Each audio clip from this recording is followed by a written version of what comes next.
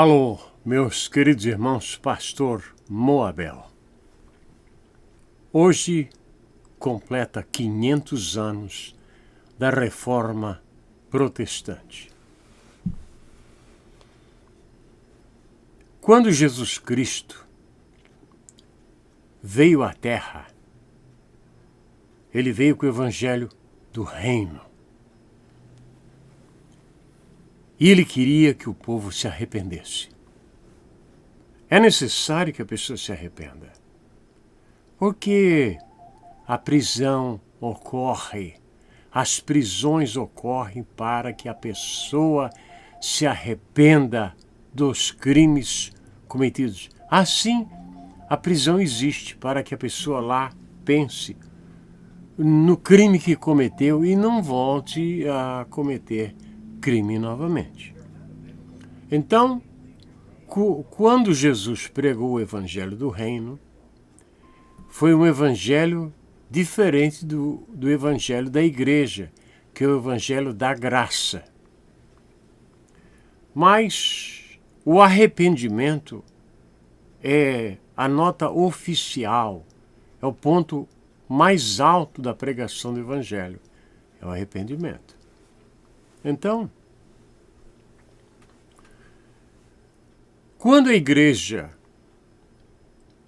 triunfou, devido às muitas orações, devido a muitos jejuns e estudo, a igreja começou a viver um tempo de prosperidade.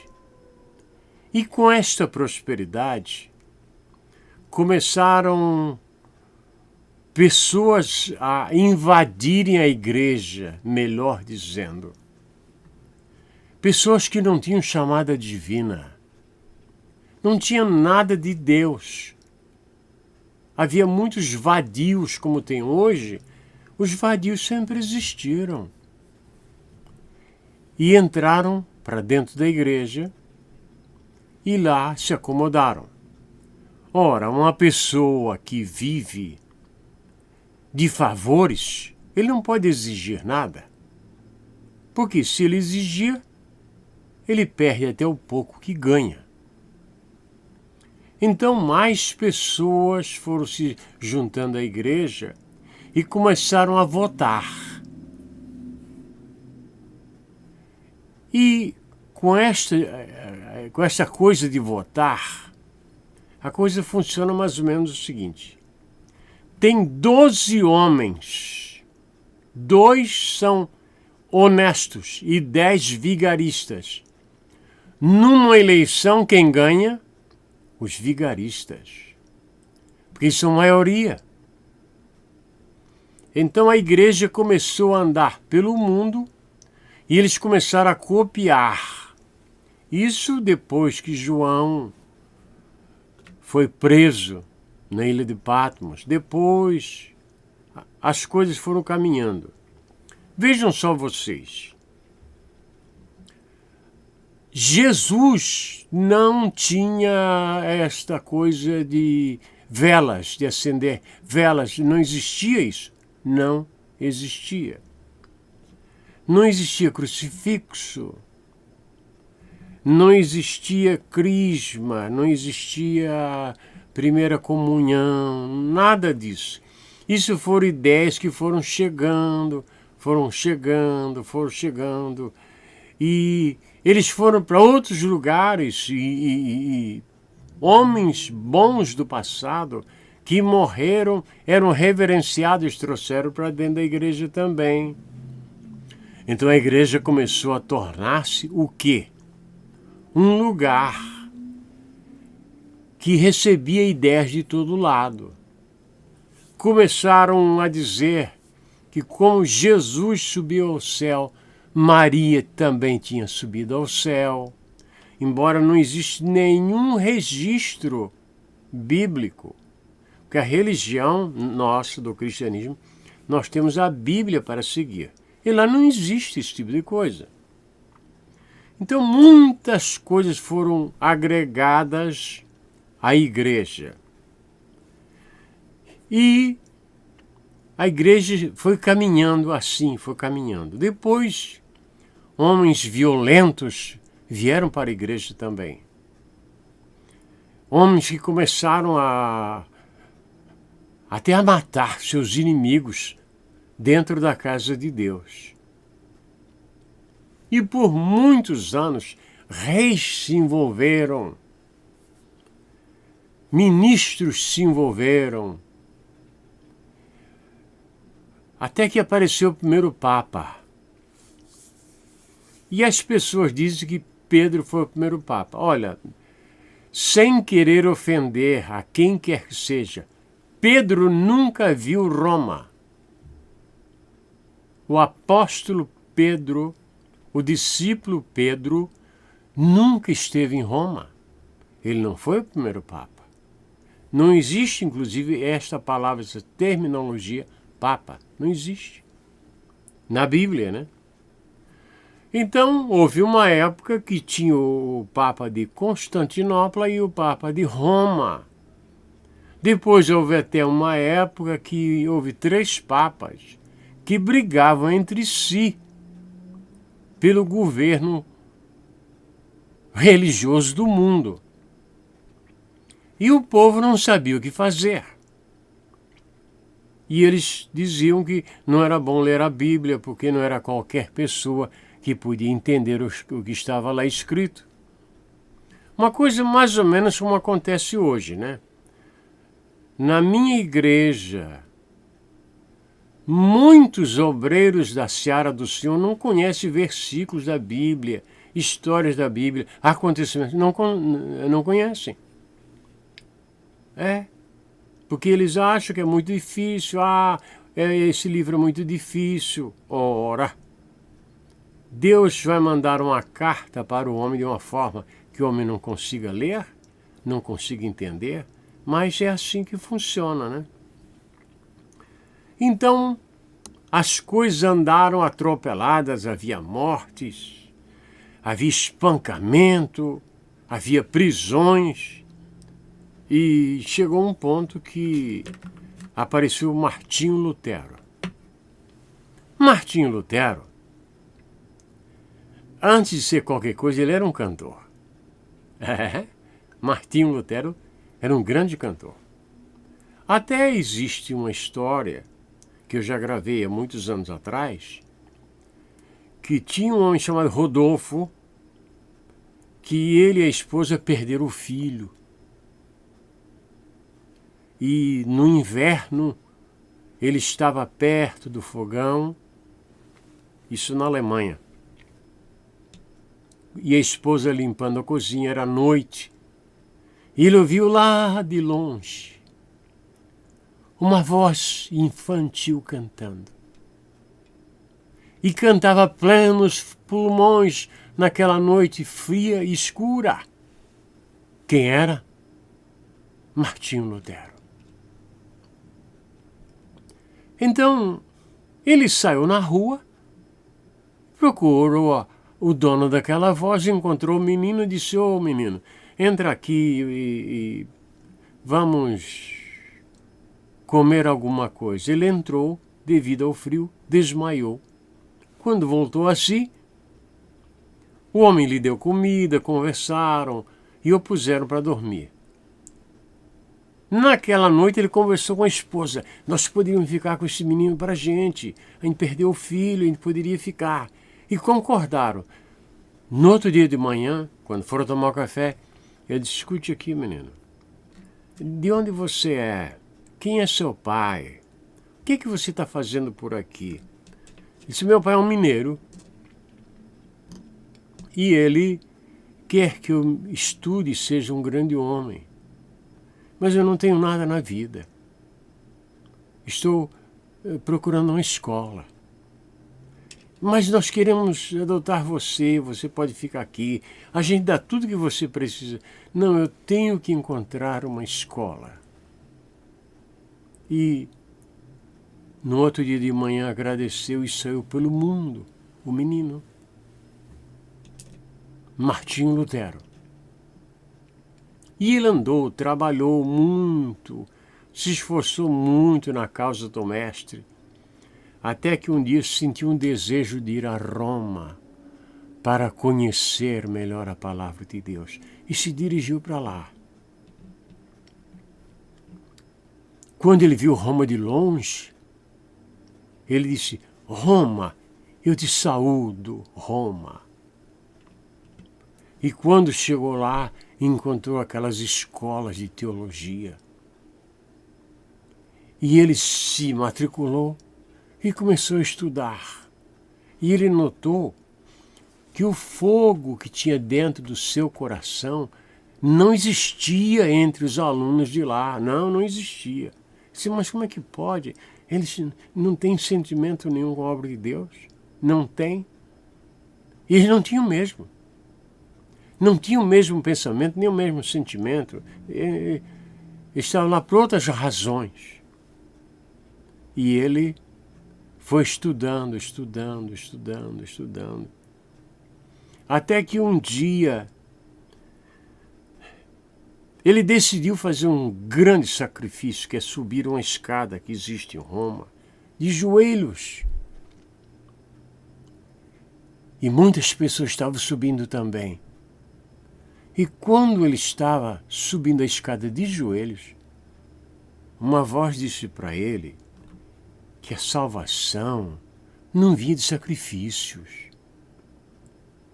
Vinha pela fé e pelo sacrifício de Jesus Cristo, o Salvador da humanidade. Era pela fé. Ele ergueu-se e começou a anotar. E começou a escrever, olhar na Bíblia, escrever. E ele viu que a igreja de então estava tão fora da Bíblia que ele escreveu 95 teses e botou lá na porta da igreja e assinou o nome dele. Como muitos já tinham morrido por causa desse tipo de ato, eles foram em cima. Eles foram e queriam julgar a ele, e queriam julgar aonde? Em Roma. Mas aí a pessoa que era responsável por Martinho Lutero, responsável politicamente, disse, não, ele é alemão, ele tem que ser julgado na Alemanha. E esta de ser julgado em Roma, ele não voltaria vivo de lá. Então foi julgado aonde? Na Alemanha. E ele foi absolvido. Mas chegou um ponto que ele teve que tomar uma decisão de romper com a igreja tradicional. Rompeu e continuou a pregar. Porque não foi só ele. Outros já tinham feito a mesma coisa. Já estavam pregando também. De uma forma ou de outra, já estavam pregando. Então, uma certa vez, até um fato muito interessante, freiras aderiram à ideia de formar também uma nova igreja e seguiram Martinho Lutero. Então, elas foram se casando com pregadores jovens, foram se casando. E de todas que saíram, ficou a que tinha mais idade. E ela ficou só. Martinho Lutero pensou, puxa, eu vou me casar com ela. E casou-se com ela. E então começou aquela coisa da imprensa, aqueles livros escritos, aqueles apoios, aquelas vinganças, que eu vou lhes dizer, a religião, quando entra uma pessoa má, endiabrada lá dentro, ele faz muita miséria, porque tem muito poder. Quer conhecer o homem? Dê poder a ele. E você verá que aquele anjinho que você se conhecia não se parece nada com o monstro que você vê hoje. Eles mudam. E mudam para pior. Agora, nesses 500 anos, muitos deram as suas vidas pela pregação do Evangelho. Muitos. Muitos também morreram em pecados, roubando do povo. Vocês sabem, já falei uma outra vez, um homem conhecido como Alonso Asa, um pregador americano, está fazendo uma campanha aqui na América e ele foi encontrado morto no quarto de hotel, onde havia garrafas de uísque vazias, prostitutas, coisas desse gênero. Entrou na eternidade com uma dúvida. A gente tem uma dúvida, né? Como você vai fazer um funeral de uma pessoa que morreu longe de Deus? É muito difícil. Então, agora a nossa igreja precisa de uma nova reforma. Uma reforma política? Não. É uma reforma para voltar ao antigo amor. Ao primeiro amor. O amor pelas almas. Inclusive do próprio pregador, que muitas vezes prega, mas é um perdido. Daqueles que quando chegar na presença do Senhor, ele vai dizer: expulsei demônios em teu nome, e milagres foram feitos em teu nome. E o Senhor dirá: não vos conheço. Que o Senhor não conhece esse tipo de gente mesmo. Eles não pertencem à igreja. Eles são do diabo mesmo. Mas ninguém diz a eles, né? Ninguém diz a eles. E os novos vão chegando e vão copiando as raposas velhas. E aí você encontra aquilo que você encontra hoje. Pessoas que estão atormentadas dentro da igreja e não encontram uma resposta vindo do púlpito. A minha pergunta é: o Espírito Santo estando na igreja, quando uma ovelha do Senhor está em dificuldade, o Espírito Santo fala. O Espírito Santo usa o pregador e fala. Mas como é que ele pode falar se o pregador é um ladrão? Como? Como ele pode falar se o pregador só quer comprar propriedades? O coração dele está nesse mundo. Como o Espírito Santo vai usá-lo se o seu coração está voltado para as riquezas deste mundo? Precisamos uma reforma em nosso coração, em nossa vida. Seria bom que todos voltassem a ler a Bíblia, estudar, buscar ao Senhor e jejuar, porque o mundo não precisa de dinheiro, já temos muito dinheiro. O mundo não precisa de joias, já temos muitas joias. O mundo não precisa de propriedades, já temos muitas propriedades. Nunca tivemos tantos hospitais como temos hoje. Nunca tivemos tantas medicinas e remédios como temos hoje. E por que o ser humano está infeliz? Porque dentro do coração do homem tem um vazio do tamanho de Deus, que só Deus pode preencher. Depois de 500 anos, parece que caminhamos pouco. Há muito a ser feito. Eu me preocupo muito com a nova geração que está chegando, porque a geração anterior que comandava a igreja era muito zelosa. Depois, a outra geração foi a geração que foram os nossos líderes. Não se interessaram pela Bíblia. Não. Compraram bezerros, bois, cavalos, barcos, automóveis, casas lindíssimas e a pregação NADA, nada. Por isso estamos com uma igreja tão deficiente. Agora, meus amados irmãos, que estão em tantos lugares deste mundo maravilhoso de nosso Deus, é bom que saibamos que nós não progredimos muito. Nós passamos 500 anos e nos últimos anos quase que adormecidos. Que não seja uma perseguição que venha nos acordar. Não, ou uma doença de morte que venha nos levar para perto de Deus. Mas que o nosso coração deve ferver por aqueles que buscam a Deus.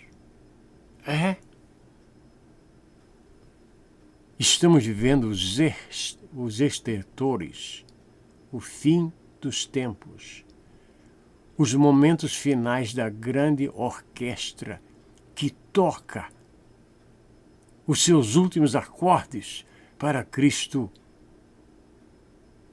vir e levar a sua igreja, para o rapto da igreja, como um navio que vem do alto mar e chega ao porto, como uma carta que é escrita e estamos escrevendo o último adeus. Você que está em alguma parte deste mundo maravilhoso de nosso Deus, busque o Senhor enquanto se pode achar. Que vai chegar um dia que as coisas ainda vão piorar muito mais.